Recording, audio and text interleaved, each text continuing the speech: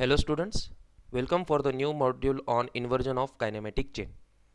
In previous module, we have discussed about fundamentals of mechanism and fundamental aspects of mechanism such as kinematics, dynamics, kinetics, statics, different types of kinematic link, kinematic pair and constraint motion. Now, in this module, we are going to discuss about various types of kinematic chain and inversion of that kinematic chains. So let's start with the lecture. So these are the major learning outcome from this lecture. After the completion of lecture, you will be able to understand and identify various terms related to mechanism, and you will be able to understand the construction, working and the application of various inversions of mechanism in automobile. So firstly, what is kinematic pair? So the two links or elements of a machine when in contact with each other are said to form a pair, and if the relative motion between them is completely or successfully constrained, that is in a definite direction, the pair is called as a kinematic pair. So the kinematic pairs may be classified according to the following consideration. First is according to the type of relative motion between the elements. Second is according to the type of contact between the elements, and third is according to the type of closure. We have discussed kinematic pair in detail in our previous module, the link for which is given here. You can go and have a check. So what is kinematic chain? So when the kinematic pairs are coupled in such a way that the last link is joined to the first link to transmit definite motion, that is completely or successfully constrained motion, then it is called as a kinematic chain. One good example is the working of the IC engine. The cylinder, piston, connecting rod, crankshaft, journal bearing in the casing all together form a kinematic chain, where the cylinder and the piston make the first pair, piston and the connecting rod makes the second kinematic pair, connecting rod and the crankshaft makes the third pair, and finally the crankshaft and the journal bearing in the crank casing makes the fourth pair. When one of the kinematic links is fixed in a kinematic chain, then the chain is known as the mechanism. Usually a kinematic chain having 4 or less kinematic links is known as the simple mechanism. A kinematic chain having more than 4 kinematic links known as the compound kinematic chain or compound mechanism. So since in a kinematic chain each link forms a part of two pairs, therefore there will be as many links as the number of pairs. Another relation between the number of links I and the number of joints j which constitute a kinematic chain is given by the expression. The equation 1 and equation 2 are applicable only to kinematic chains in which lower pairs are used.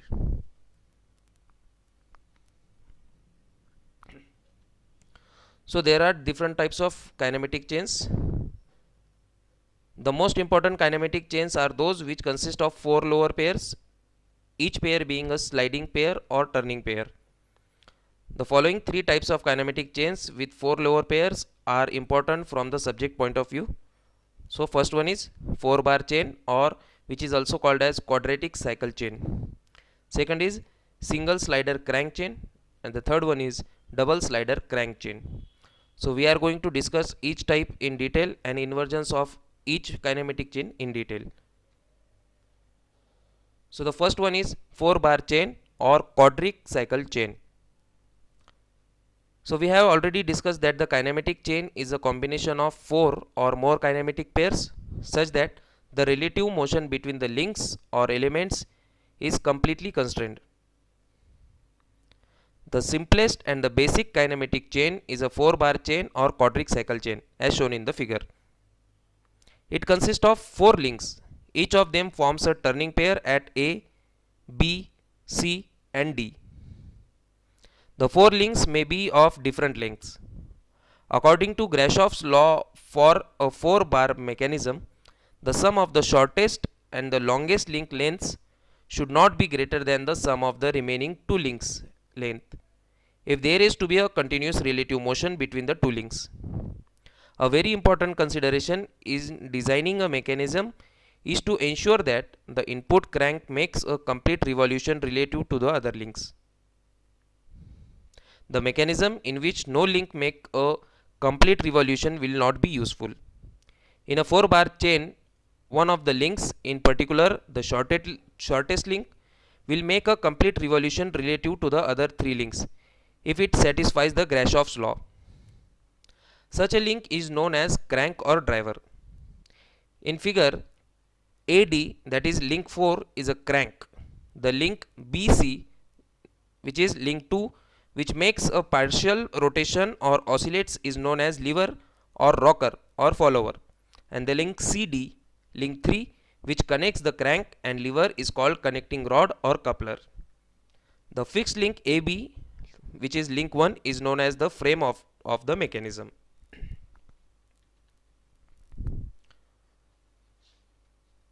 So what is the inversion of mechanism, or what is meant by the inversions of a mechanism? So when we fix a kinematic link in the kinematic chain, it will make a mechanism. The inversion of the mechanism is nothing but obtaining more mechanisms by fixing different kinematic links in the kinematic chain. So firstly we will see inversion of 4-bar chain, and in which the first is coupling rod of a locomotive, which is also called as double crank mechanism. So the mechanism of a coupling rod of locomotive, also known as double crank mechanism, which consists of 4 links as shown in the figure. In this mechanism, the link AD and link BC having equal lengths act as a crank and are connected to the respective wheels. The link CD acts as a coupling rod, and the link AB is fixed in order to maintain a constant center to center distance between them. This mechanism is meant for transmitting rotary motion from one wheel to the other wheel. So next one is inversion of 4-bar chain, pantograph. So a pantograph is an instrument which is used to reproduce to an enlarged or a reduced scale and as exactly as possible the path described by a given point. So consider this figure. The link ABQ is parallel to link OC and OA, and link OA is parallel to link BC. A line is drawn joining O to Q. It cuts line BC at point P. It will be seen that points Q and point P describe similar paths but to different scales.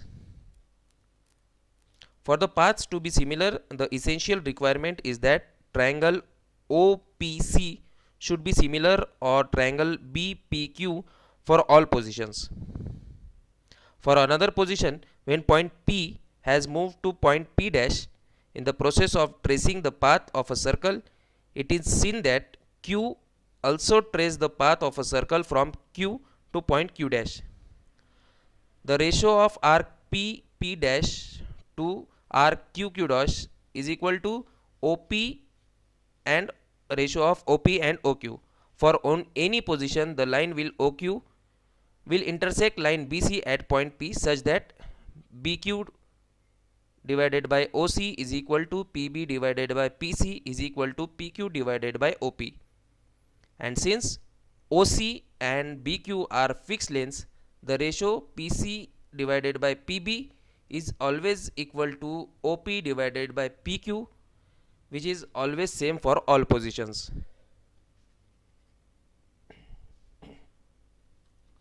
So second type of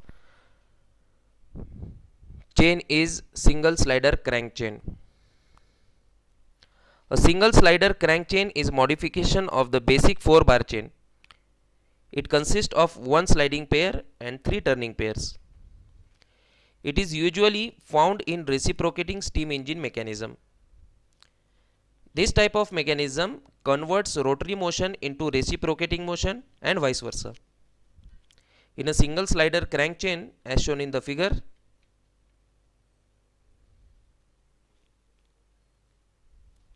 The links 1 and 2, links 2 and 3, and links 3 and 4 form 3 turning pairs, while the links 4 and 1 form a sliding pair. The link 1 corresponds to the frame of the engine, which is fixed. The link 2 corresponds to the crank. The link 3 corresponds to the connecting rod, and the link 4 corresponds to crosshead.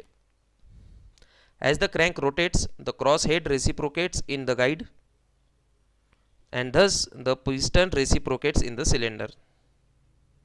So now we will move to inversions of single slider crank chain, pendulum pump. We have seen that in the previous module that a single slider crank chain is a 4-link mechanism. We know that by fixing in turn different links in a kinematic chain, an inversion is obtained, and we can obtain as many mechanisms as the links in a kinematic chain. It is thus obvious that 4 inversions of a single slider crank chain are possible. These inversions are found in the following mechanism. First one is pendulum pump, which is also called as bull engine. In this mechanism, the inversion is obtained by fixing the cylinder or link 4, that is sliding pair, as shown in the figure.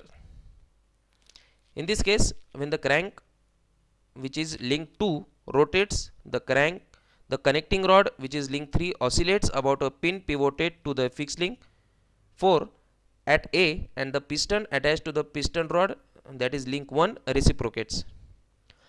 The duplex pump, which is used to supply feed water to boilers, have 2 pistons attached to link 1, as shown in the figure. So the next inversion of a single slider crank chain is rotary IC engine, which is also known as GNOME engine. Sometimes back, rotary internal combustion engines were used in aviation, but nowadays gas turbines are used in its place. It consists of 7 cylinders in one plane, and all revolves about fixed center D. As 7 cylinders in one plane and all revolves about the fixed center D, as shown in the figure, while the crank, which is link 2, is fixed. In this mechanism, when the connecting rod, which is link 4, rotates, the piston, which is link 3, reciprocates inside the cylinder, forming link 1. So next type of kinematic chain is double slider crank chain. A kinematic chain which consists of 2 turning pairs and 2 sliding pairs is known as double slider crank chain. As shown in the figure, we see that the link 2 and link 1 form one turning pair, and link 2 and link 3 form the second turning pair. The link 3 and link 4 form one sliding pair, and the link 1 and link 4 form the second sliding pair.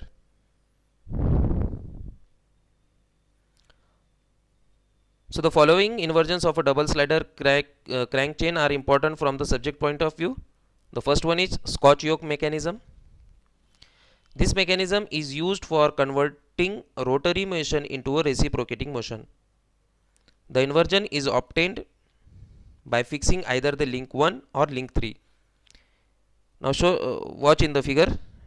Link 1 is fixed. In this mechanism, when the link 2, which corresponds to the crank, rotates about point B as center, the link 4, which corresponds to a frame, reciprocates. The fixed link 1 guides the frame. Next type of inversion of double slider crank chain is Oldham's coupling. An Oldham coupling is used for connecting 2 parallel shafts whose axes are at a small distance apart. The shafts are coupled in such a way that if one shaft rotates, the other shaft also rotates at the same speed. So this inversion is obtained by fixing the link 2 as shown in the figure A. The shaft to be connected have 2 flanges, link 1 and link 3, rigidly fastened at their ends by forging. The link 1 and link 3 form turning pairs with link 2. These flanges have diametrical plots cut in their inner face, as shown in figure B. The intermediate piece, that is link 4, which is a circular disc, have 2 tongues, that is diametrical projections at T1 and T2 on each face at right angles to each other, as shown in the figure C. The tongues on the link 4 closely fit in the slots in two flanges, that is link 1 and link 3. The link 4 can slide or reciprocate in the slots in the flanges. When the driving shaft A is rotated, the flange C, that is link 1, causes the intermediate piece link 4 to rotate at the same angle through which the flange has rotated, and it further rotates the flange D, which is link 3, at the same angle, and thus the shaft B rotates. Hence, links 1, 3 and 4 have the same angular velocity at every instant. A little consideration will show that there is a sliding motion between the link 4 and each of the other links 1 and 3. If the distance between the axes of the shafts is constant, the center of intermediate piece will describe a circle of radius equal to the distance between the axes of the two shafts. Therefore, the maximum sliding speed of each tongue along its slot is equal to the peripheral velocity of the center of the disc along its circular path. So in this way, in this module, we have discussed about various types of kinematic chain and their inversions in detail. Thank you.